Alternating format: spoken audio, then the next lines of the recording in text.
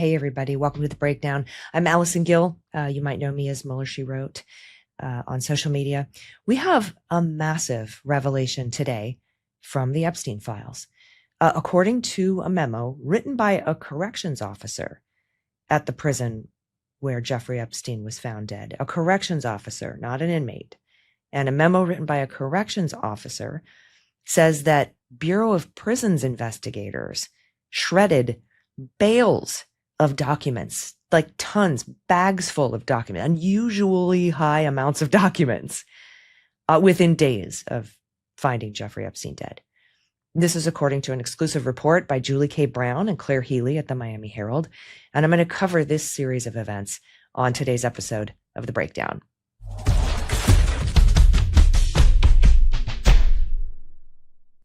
So if there weren't already a million really weird coincidences surrounding the death of Jeffrey Epstein, if there weren't a mountain of odd coincidences, this story that I'm about to share with you would still raise glaring alarm bells just on its own.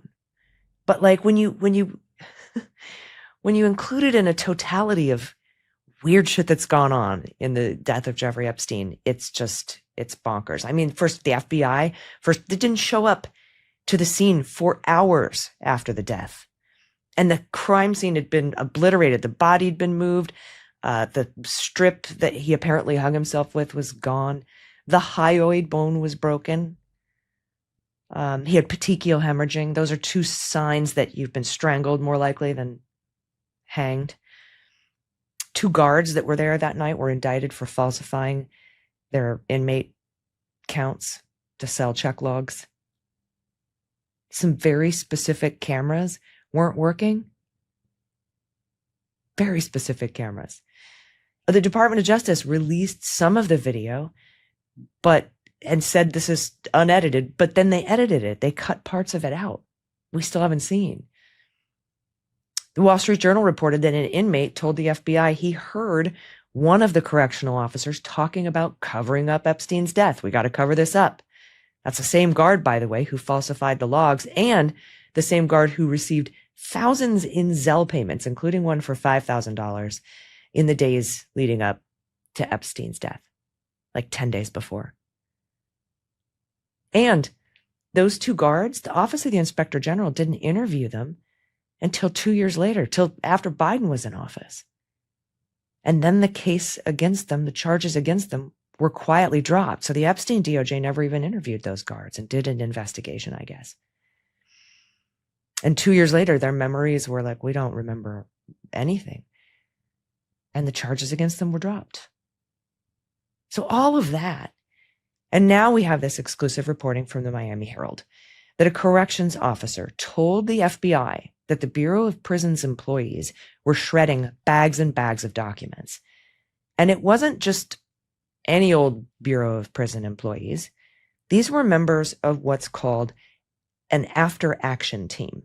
And they were directly tasked with investigating Epstein's death. These are the investigators that were shredding piles and piles of documents. And that's according to a call to the FBI. Plus more. I'll talk about that in a second. It seemed odd to the corrections officer that investigators would be shredding piles and piles of documents. So that corrections officer called the FBI. And according to the Miami Herald, the FBI agent said, well, hey, maybe go get him out of the dumpster. Maybe there's still time to get him out of the dumpster. But it was too late. The trash had already been picked up. Now, something else the Herald mentions in this exclusive report is how odd it was that the Office of the Inspector General at DOJ took over the investigation. DOJ easily had a reason to investigate fully. There was certainly a predicate to open an investigation, given the fact that Epstein's cellmate, a guy named Nick Tartaglione, had allegedly, according to Epstein, assaulted Epstein just a few weeks prior to his death in his cell. I think it was 18 days, according to the Herald, before he was found dead. That's reason enough to say this is fishy and we should treat this as a Department of Justice investigation instead of just Bill Barr coming in saying it's a suicide. The Bureau of Prisons after action team coming in, shredding a bunch of documents. The FBI not even getting there until hours later, and they're saying it's a suicide so they don't treat it like a crime scene. Yeah, the Miami Herald shared these parts of these newly released documents, memorializing the interview between the concerned corrections officer and the FBI. As you can see here, it says from August 16th at 6:28 p.m., just 6 days after Epstein's death, the FBI 302 says, and a 302 is a document that memorializes a formal interview with the FBI. It says, quote, blank is a federal corrections officer reporting misconduct. He works in MCC, New York, Metropolitan Correctional Center, 150 Park Row, New York, New York, 10007. Federal Bureau of Prisons. Blank has never seen this amount of bags of shredded documents coming out to be put in the dumpster at the rear gate of the MCC. Last week, Epstein hung himself, and there is an ongoing investigation. There was a BOP after actions team that came, and they are supposed to review what happened. There was an inmate named Blank, and he is a blank worker blank, another inmate who works back there who helped Blank is named Blank from the same unit. So there's two redacted inmates here who helped with the shredding. He helped Blank throw the bags of shredded documents into the dumpster. Blank was bringing back bags of shredded papers, around 4 or 5 bags, and the caller brought them into the gate to throw into the dumpster. Now, Blank told the caller that the after action team is shredding huge amounts of paperwork. The next day, a corrections officer, the Miami Herald notes, it's unclear whether it was the same corrections officer, by the way, but the next day, a corrections officer emailed the Office of Inspector General to report the shredding and said there's an abnormal amount of trash bags at the back gate. The Miami Herald says, later that day, at about 7:30 p.m., an assistant federal prosecutor requested permission to interview the inmate who was identified as dumping the material. In the email, the prosecutor notes, quote, we are also investigating any efforts following Epstein's death to obstruct justice by destroying relevant records at MCC. In particular, we learned today that all institutional count slips prior to August 10th, 2019, which were requested on August 12th, 2019, are apparently missing. And the files show that the correctional officers on duty that night, the ones that were eventually charged with falsifying the documents, said that they didn't know anything about those missing slips or a missing Epstein file. Now, 8 days after that, the corrections officer who emailed the FBI was interviewed. His name is Michael Kierans. The Miami Herald says, quote, according to the report, Kierans said that about 10:30 a.m. on August 15th, Lopez, that's an inmate, approached the post at the rear gate at MCC with approximately 3 bags of shredded paper.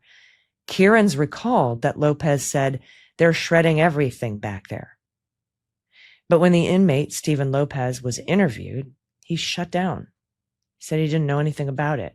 They didn't even ask him any open-ended questions about what happened. They just asked him yes or no questions. And according to the report, there may have been a prison lieutenant present during that questioning. That's kind of intimidating. And according to the Herald, his interview wasn't transcribed until 4 months after it happened. Quote, the report ended with the statement, Lopez had no other information relating to Epstein or the tip and informed that he is just trying to stay out of trouble, keep his head down, and do his work. Lopez informed that he enjoyed the position he has and doesn't want to screw it up in any way. That's pretty convenient. Using an inmate you've given a nice job, and it would be a shame to lose it, to shred your documents and throw them in the garbage. And according to the Bureau of Prisons closing memo, Officer Kierans had a, quote, history of filing unfounded complaints. Okay. Seems like a lot of work to shut down a lot of inquiries and discredit a lot of people. But I suppose if you make sure you don't find anything suspicious, you can get away with failing to treat the cell as a crime scene. But wait, there's more here from the Miami Herald. Quote, a corrections officer wrote an anonymous letter to a federal judge sometime later. The date stamp on the envelope is illegible, but it appears to have been sent after the FBI interviewed Kierans and Lopez. The writer implies the government is covering up the destruction of records.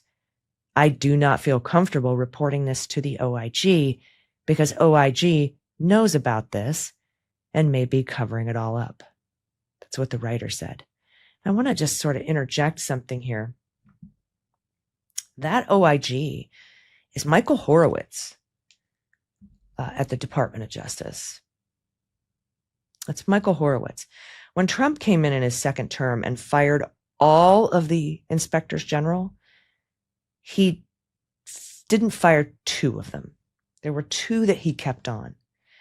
One was a guy named Kufari, who was the guy who sort of oversaw the accidental but on purpose deletion of the Secret Service text messages during January 6th.